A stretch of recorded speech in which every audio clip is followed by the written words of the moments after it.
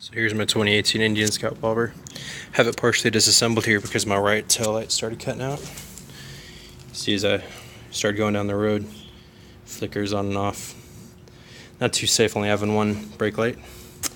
Anyway, need a 6mm and a 5mm key to get these rails off right here. I've already loosened them up.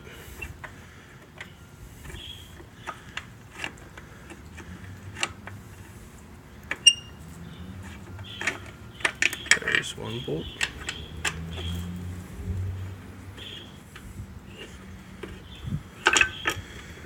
Okay.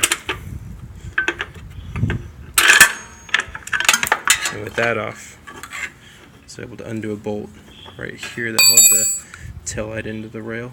It's a little 5mm hex. And as I took the module apart, I found out that the module's defective. I'm working with my dealer to take my bike in, get this module replaced under warranty. I'll update as soon as I have more information.